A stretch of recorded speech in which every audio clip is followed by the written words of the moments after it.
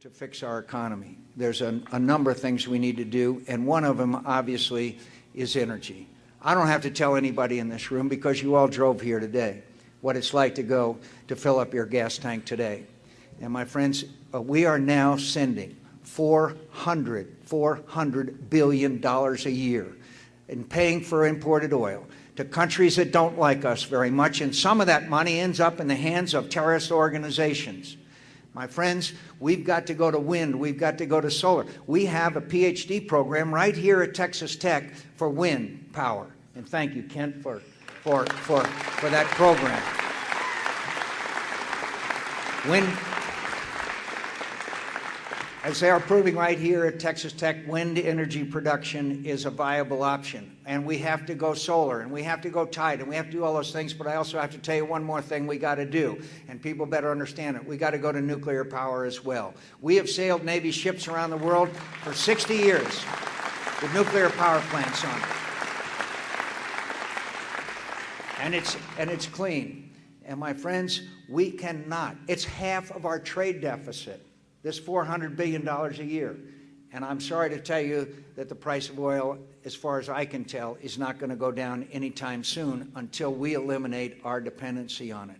We can do that as a nation. We can turn down the lights 5 minutes earlier. We don't have to drive the extra block. And we can do it. By the way, I forgot to mention to you, the French. You know, we love to imitate the French. 80% of their electricity is generated by nuclear power. And they now have a pro-American president of France, which shows you if you live long enough, anything can happen in the world, as you know. So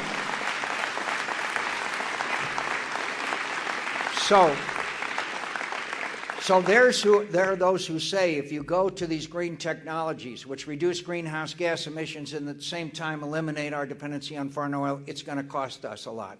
My friends, look at the programs we have at Texas Tech. Look at the entrepreneurship, the innovation, and the strength of America. We can eliminate our dependency on foreign oil and make it profitable for every American. And I am convinced of it. When Americans, every time we've been challenged, we have met that challenge, and that's why we're the greatest nation in the world today. And so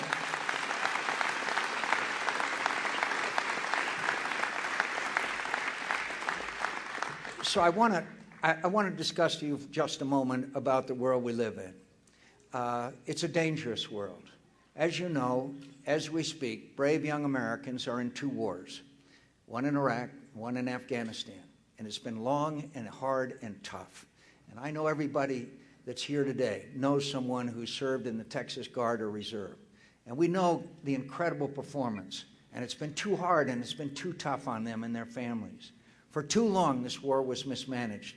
And we didn't expand the Army and the Marine Corps, the regular forces and the Air Force and the Navy enough. And we placed a great burden on our Guard and Reserve. But I also want to tell you, you can be proud to know the Texas Guard and Reserve has performed in the most outstanding and brave and courageous fashion, and better than any time in history. And I know you're proud of them. And be sure to say thanks. And every time you see one of these young men and women in uniform, just go over and say, thanks for serving. That's all they're asking of us. And their families, when you meet them, tell them, thanks for serving. So as I said to you, the war in Iraq and Afghanistan has been long and hard and tough.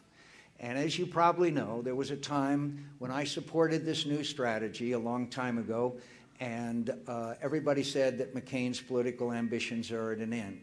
I said at that time, and I mean it today, that I would much rather lose a political campaign than lose a war. And I knew the strategy that had to be employed.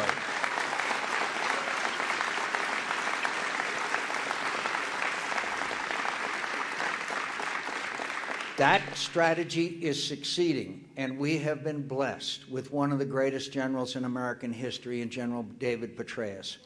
And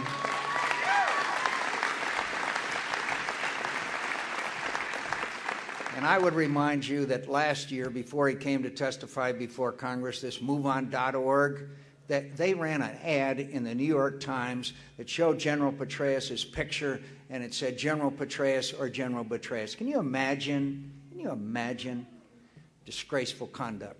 My friends, this is a transcendent evil we are facing. This evil of radical Islamic extremism is long and hard and tough, and it is sometimes beyond our comprehension.